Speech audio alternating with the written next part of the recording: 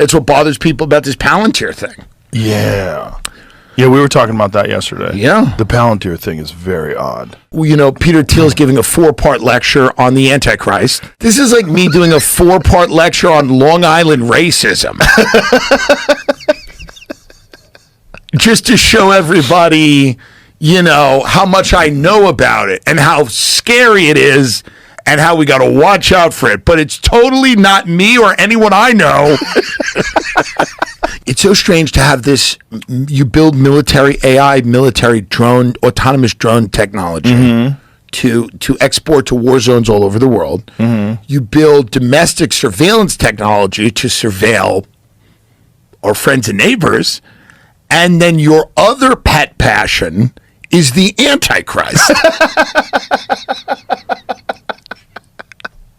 It's odd. Wouldn't you include tennis? Wouldn't you go, and I'm big into tennis? Something else. It's odd, and I like ice fishing. I build autonomous drone technology. I build domestic surveillance technology. And I love lake trout. And I love lake trout, and I love big mouth bass fishing. Yeah. But instead, he goes, and I've also developed quite a keen interest in Satan. And I'd love to. The Trump administration wants your data, but why? The White House is reportedly teaming up with controversial tech powerhouse Palantir, the data analysis and technology firm co-founded by Trump megadonor Peter Thiel. The purpose? To build a federal database tracking millions of Americans. Supporters say it'll stop fraud and boost efficiency. Critics call it a surveillance nightmare. But what's really happening? And why is this new system sparking so much outrage? Now, let me explain a little bit, and I want to ask some questions. Many of you, I'm sure, have heard of Palantir, which is a large data company, has a lot of connections to Elon Musk, to Doge. And in March, Donald Trump issued an executive order that would increase the sharing of all unclassified data between and among federal agencies. It directed agency heads to authorize and facilitate both the intra- and inter-agency sharing and consolidation of unclassified agency records. Now, a New York Times report in May outlined in great detail how the president has employed Palantir to carry out this executive order, essentially to merge all data from all different executive branch agencies into one single database. Now, it's unclear who would control that database, who would have access to it, what searches would be done, and there seem to be no guardrails about that.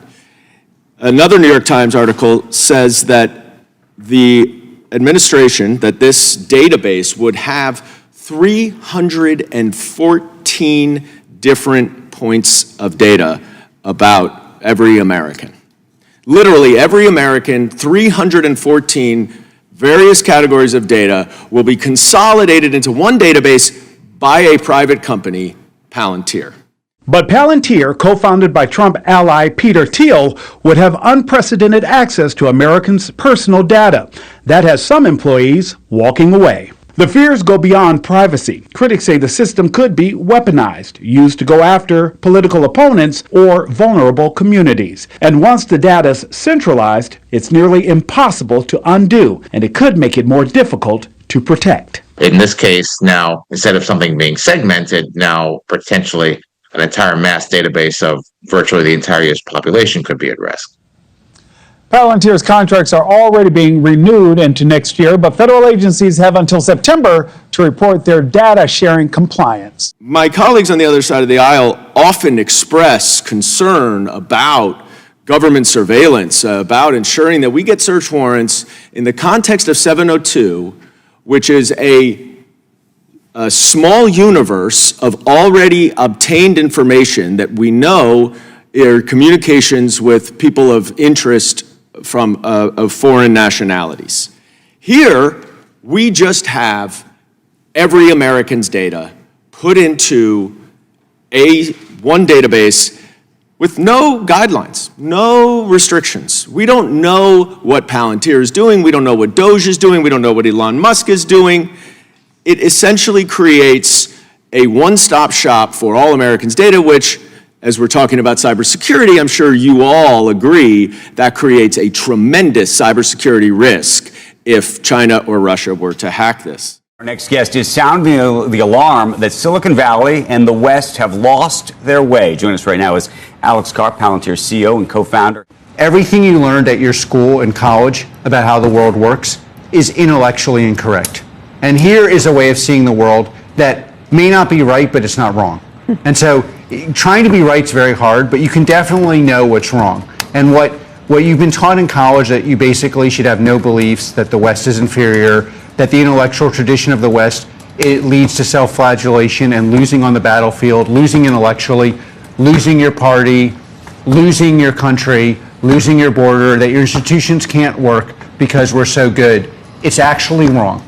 And the West was actually never about that. And you can be good, decent, and win, and be intellectually correct. And what was absolutely spot on about what's in the book is we have this technological revolution. It's no longer fake. 3-4 years ago, institutions basically thought I'd rather have a good steak dinner and a bad product, and at least I get the steak dinner because the software product doesn't work. Now we are in a software-defined world, and the nation that leads software is the USA. And what does that mean for all institutions?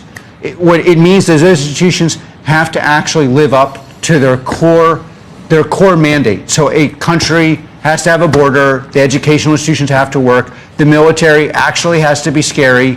You actually can have things function in a way where the outputs are much greater than the inputs. And people who ignore this are going to be washed away. And by the way, you can't talk about it not working because it's a religion. So it's not even, and it's a new religion. It's not an old great religion, Judaism, Christianity, Islam. It's a new religion, and the tenets are West is bad, nothing can work. If it works, it's bad, and the West is, and that way of thinking has corroded every aspect of our society. Last not least, it leads to a situation where you get a complete corrosion of all institutions and to a legitimacy crisis. So no one actually believes anyone's an expert. I'll just make this last point. In the 50s, if there was this famous professor, Ken Arrow, and if Ken Arrow said you were smart, you got tenure. And why did that happen? It was because people knew Ken Arrow is smart, the institution he represents is the best in the world. There is no one like, honestly, the only thing like that currently in tech is a Palantir degree. If you work for Palantir, everyone knows you're good. And that's basically, none of these, like when we went to school, the schools actually had credibility. The science was actually science. I mean, there was nothing in the Biden administration that approximates this collection of data, this opportunity for the government to spy on its citizens. And I'm not even talking about breaking laws under the tax code and sharing tax information with immigration enforcement agencies.